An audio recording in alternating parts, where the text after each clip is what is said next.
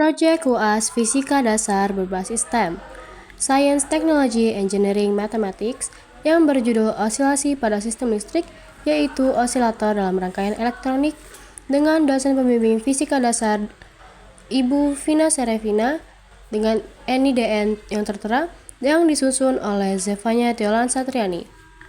Tugasnya ialah membuat rekaman video demonstrasi fisika berbasis STEM, Science, Technology, Engineering, dan Mathematics, terkait aplikasi fisika dalam kehidupan sehari-hari yang Anda ketahui dengan topik fisika sesuai dengan pembagiannya masing-masing di kelas. Yang kedua, memberikan penjelasan teori yang mendasari video demonstrasi fisika dasar berbasis STEM-nya. Yang ketiga, memberikan penjelasan STEM pada video pembelajaran tersebut dengan subtitle bagian Science, Technology, Engineering, dan Mathematics.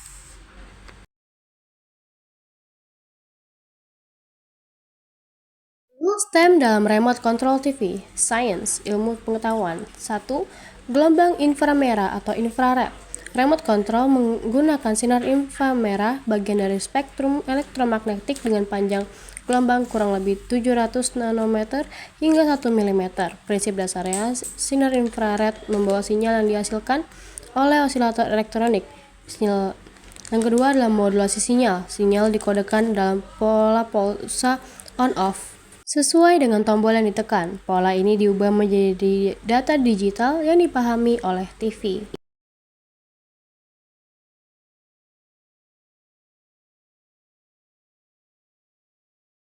Selanjutnya, berbasis teknologi. Yang pertama, osilator elektronik. Komponen yang menghasilkan gelombang dengan frekuensi tertentu, biasanya 38 kHz untuk infrared. Frekuensi ini membantu penerima TV menyaring sinyal dari noise lingkungan. Yang kedua adalah LED infrared atau IR LED. Komponen yang memancarkan sinar infrared saat arus mengalir. Lalu yang ketiga ada sensor infrared di TV, mendeteksi sinar infrared dari remote. Sensor ini menerjemahkan sinyal ke dalam perintah untuk dioperasikan, misalnya A untuk volume naik atau turun. Yang ketiga adalah engineering atau rekayasa. Yang pertama, desain remote control. Desain rangkaian yang hemat energi karena remote sering menggunakan baterai kecil. Memastikan sinyal infrared cukup kuat untuk menjangkau perangkat dalam jarak tertentu, biasanya 5-10 meter. Yang kedua, optimasi protokol. Protokol komunikasi seperti NEC, RC5 atau Sony digunakan untuk memastikan sinyal tidak tumpah tindih. Yang ketiga adalah material dan struktur. Casing terbuat dari plastik ringan namun tahan banting. Tombol-tombol didesain untuk respon cepat dan umur panjang. Yang terakhir adalah STEM dalam remote TV, yaitu mathematics.